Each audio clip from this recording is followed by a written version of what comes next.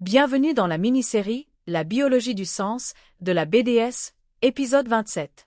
Dans le modèle biomédical occidental, l'inflammation est définie comme la réponse de l'organisme à une lésion. Elle peut être infectieuse, traumatique ou immunologique.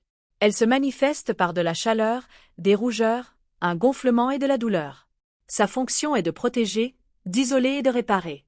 Le traitement vise à éliminer la cause et à contrôler la réponse lorsqu'elle est excessive ou dangereuse. Ce modèle est indispensable en pratique clinique, notamment dans les situations aiguës. Cependant, il se concentre principalement sur le mécanisme et pas toujours sur l'ensemble du processus. La biologie du sens propose une autre perspective. Elle suggère que de nombreux symptômes, dont l'inflammation, peuvent apparaître dans le cadre d'une phase de réparation faisant suite à une période de stress ou de conflit.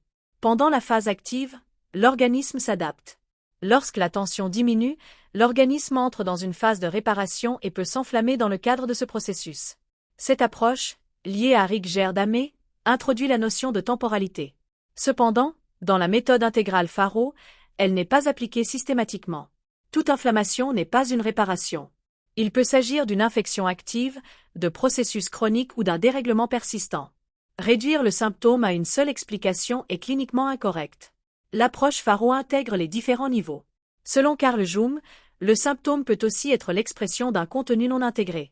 L'inflammation peut être comprise comme une intensification d'un contenu non intégré, non pas comme une traduction littérale, mais comme une manifestation. Selon Ken Wilber, l'inflammation ne peut être réduite à un seul niveau. Elle est simultanément biologique, subjective, relationnelle et contextuelle. La pratique clinique exige que toutes les dimensions soient prises en compte. En médecine traditionnelle chinoise, l'inflammation est associée à la chaleur, à l'humidité-chaleur ou à la stagnation. Il s'agit d'un déséquilibre dynamique et non d'un événement isolé. Le traitement vise à réguler et non à simplement supprimer. En taoïsme, elle est comprise comme un excès de yang, de mouvement, d'expansion. Elle peut faire partie d'un processus, mais elle peut aussi être perturbatrice si elle n'est pas intégrée. La méthode intégrale Faro ne remplace pas les modèles existants, elle les articule. Mais cette articulation n'est pas théorique, elle est clinique et elle s'exprime par des rôles. Approche Faro selon les deux rôles. Soin Faro.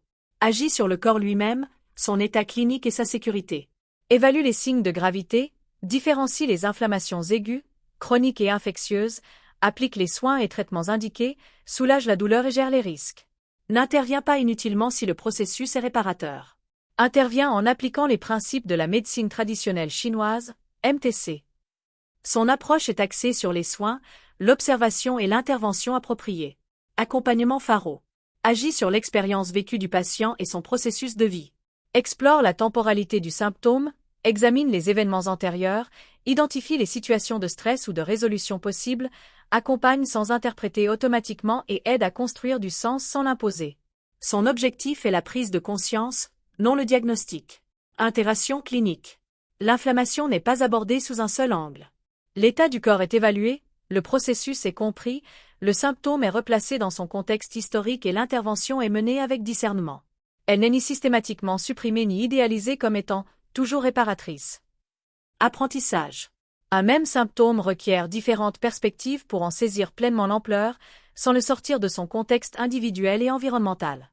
Phrase Faro. Prendre soin, soutenir et comprendre ne sont pas synonymes. Mais en matière de santé, ces trois éléments sont essentiels. Abonnez-vous à la chaîne. Aimez cette vidéo. Commentez si vous le souhaitez. Partagez cette vidéo pour sensibiliser le public. Étudiez avec ESSI méthode Faro intégrale.